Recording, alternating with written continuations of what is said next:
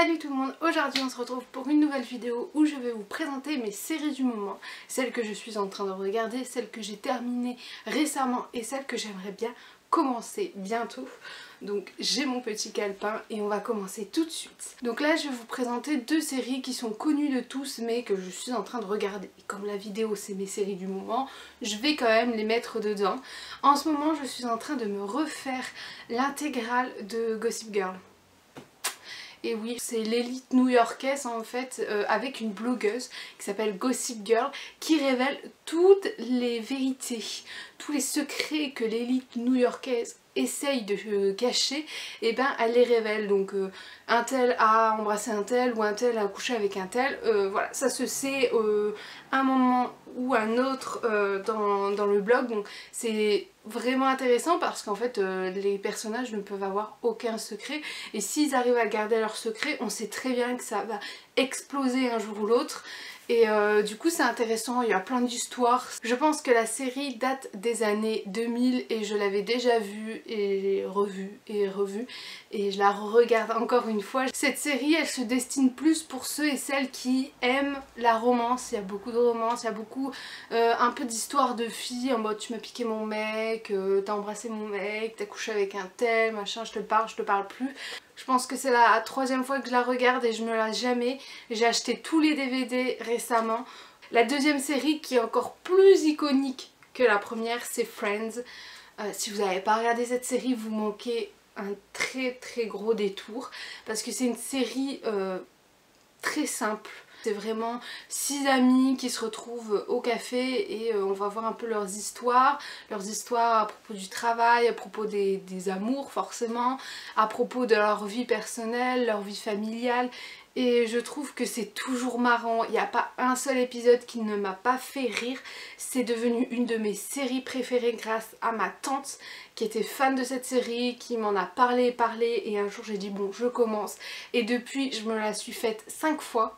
Une fois qu'elle est terminée, je me la refais, il y a quand même 10 saisons, mais vous voyez pas du tout le temps passer. Ensuite, il y a une vieille série que j'ai enfin terminée. Il s'agit de Teen Wolf. J'ai enfin terminé la dernière saison partie B. J'ai pas trouvé ça ouf. Enfin, je vais pas spoiler pour ceux et celles qui sont en train de regarder ou qui n'ont pas regardé juste la fin, mais franchement j'ai pas trouvé ça ouf. Hein.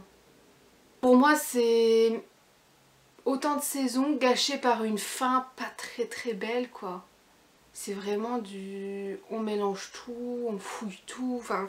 Il y a un couple improbable qui arrive dans l'histoire, je ne sais même pas ce qu'il fait là.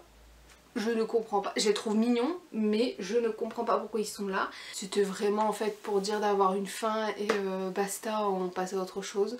Je suis un peu déçue parce que Teen Wolf c'était pas ma série préférée, c'était pas celle que j'aimais le plus, mais c'est vrai que quand j'ai su qu'elle était terminée, je me suis dit que je l'avais commencé il y a quand même pas mal d'années et que c'était une page qui se tournait, hein, comme par exemple Once Upon a Time qui était une série que j'adorais, et quand elle s'est terminée c'était une page qui se tourne. Bah t'as envie d'avoir une belle fin quoi, t'as envie d'avoir une fin digne de la série, même si tu l'as pas trop aimée ou même si tu l'as adorée. Tu veux une fin digne, et là pour moi c'est pas une fin digne. Après je vais peut-être me prendre plein de remarques dans la gueule, mais moi j'ai pas aimé. Après chacun ses avis, je veux dire il y en a qui ont adoré, dans mon entourage c'est avis mitigé quoi. Et moi je pense que je suis aussi dans l'avis mitigé. C'est bien que ça se termine parce que c'est vrai que ça fait longtemps et que les méchants au bout d'un moment on a fait le tour. Mais ça aurait pu se terminer mieux que ça.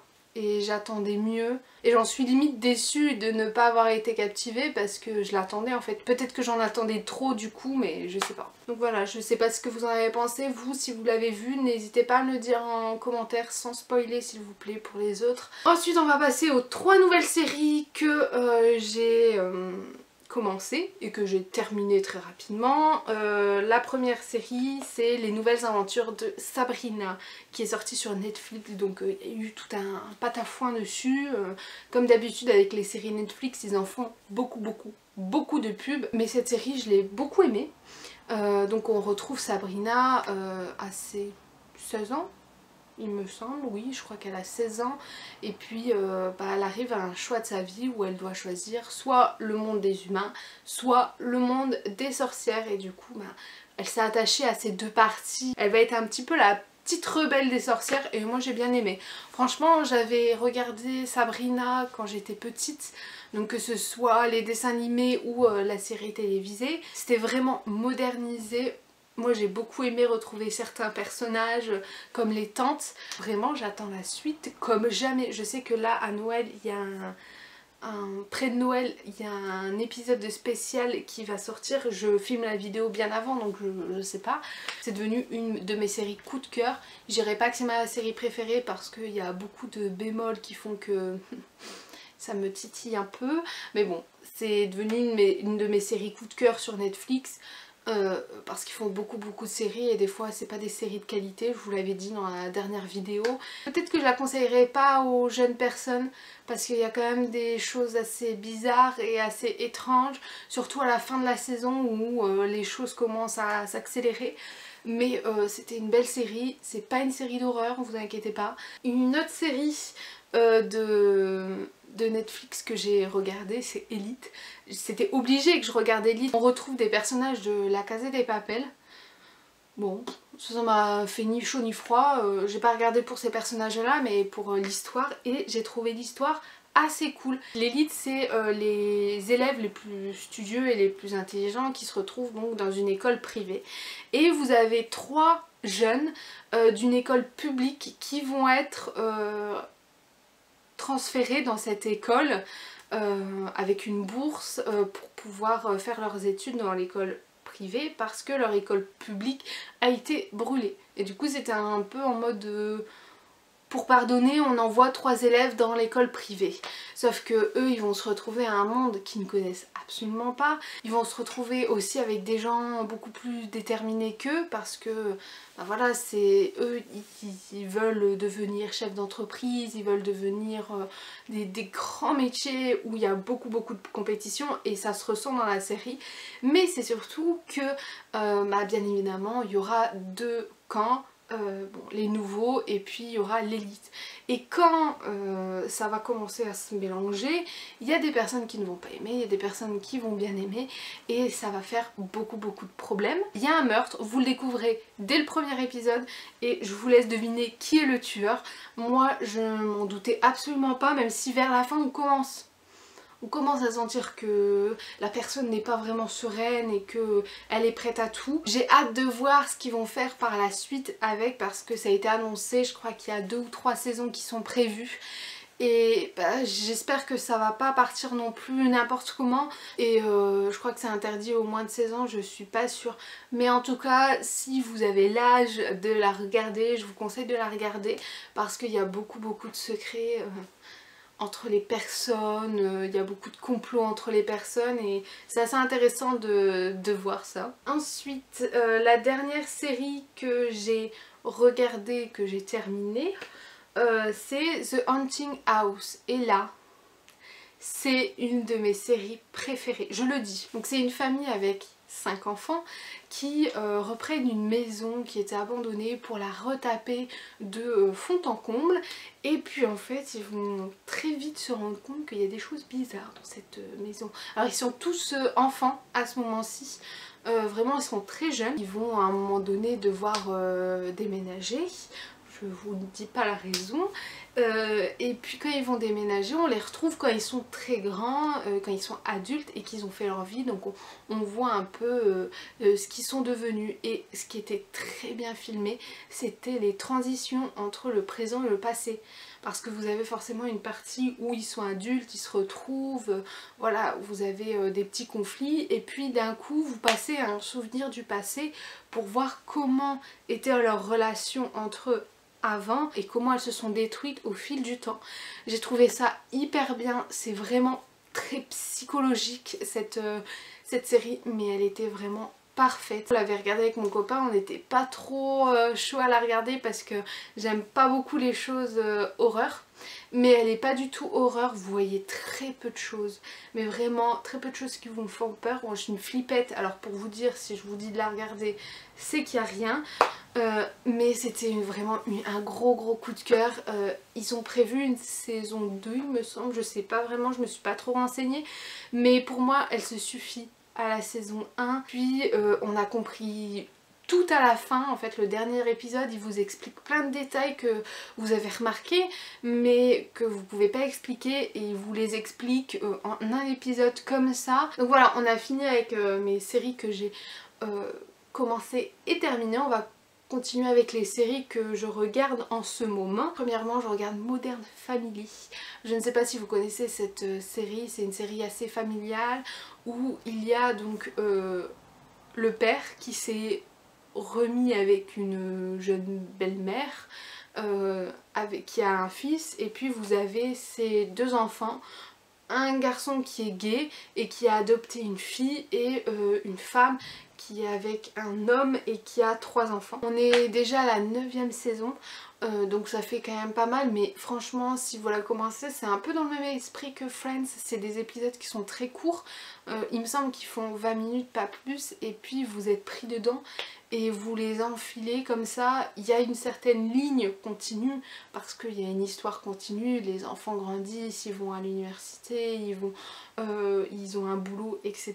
Mais sinon c'est quand même des épisodes à part entière les uns par rapport aux autres parce que à chaque épisode il y a une nouvelle histoire entre guillemets. Mais c'est une série qui vaut aussi le détour, qui est sympa, qui est à regarder en famille aussi, ça peut être sympa de regarder ça avec vos frères et vos sœurs.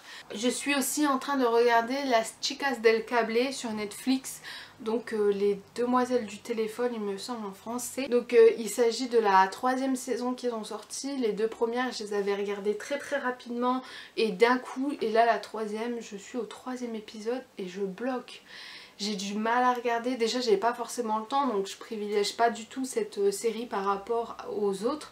Par exemple celle que j'ai regardée avec Sabrina, The Haunting House, Friends, Gossip Girl, je préfère regarder des séries comme ça que regarder Las Chicas del Cable, donc c'est vrai que j'ai pas forcément le temps. Je finirai peut-être pendant ces vacances de Noël. Mais la trame principale est très intéressante, mais le truc c'est que c'est une série espagnole et du coup il y a des retournements de situation chaque minute. Il y a un retournement de situation, ça part un peu dans tous les coins en mode tu as tué ma mère, tu as volé mon enfant, etc. Donc franchement c'est bien pour passer le temps, mais en ce moment je préfère privilégier d'autres séries et du coup quand je les compare ensemble, c'est vrai que cette 3e saison je suis pas trop emballée. Je suis également en train de regarder Riverdale. Alors ça, c'est une série assez particulière qui a d'ailleurs un lien avec les nouvelles aventures de Sabrina, et je trouve ça bizarre parce que si vous regardez la série Les aventures de Sabrina, c'est beaucoup de magie noire, etc. Donc ça me paraît bizarre que ce soit dans le même monde, mais bon, on va laisser les réalisateurs se perdre entre leurs séries. En tout cas Riverdale, si vous n'avez pas vu la première saison, elle commence avec un meurtre.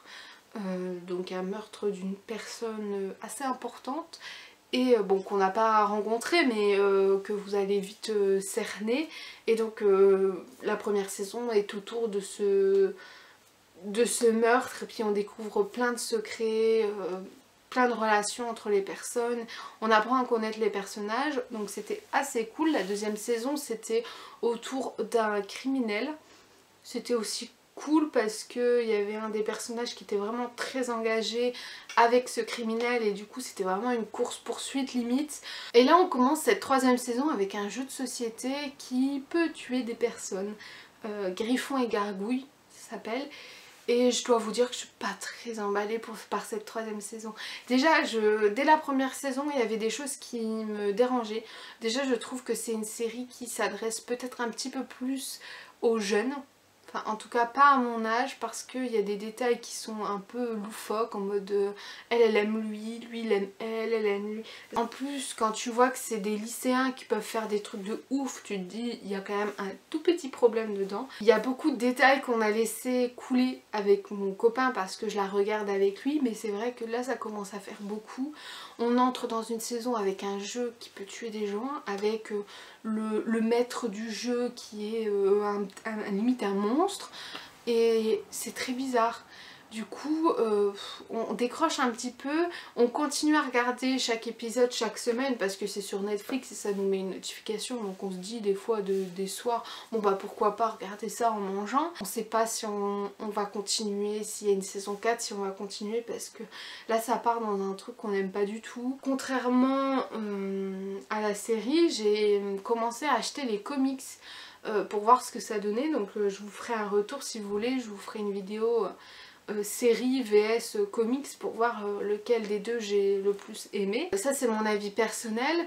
Je connais des gens qui aiment beaucoup cette saison et qui la trouvent pleine de rebondissements, mais c'est vrai que comme j'ai pas accroché extrêmement dès la première saison, je pense que je suis en train de me lasser petit à petit. Moi en commentaire, quelles sont vos séries du moment? J'aimerais bien savoir. Je vous mettrai aussi le lien de ma première vidéo de mes séries du moment pour ceux et celles qui ne l'auraient pas vu. Il y a 2 fois plus de séries dedans, mais c'était parce que je revenais de mes vacances. Là j'ai cours en même temps, donc forcément je regarde moins de choses, même si je pense qu'il y a déjà pas mal de contenu dedans. Bah, en tout cas j'espère que ça vous a plu. On se dit à la prochaine pour une nouvelle vidéo. Bye!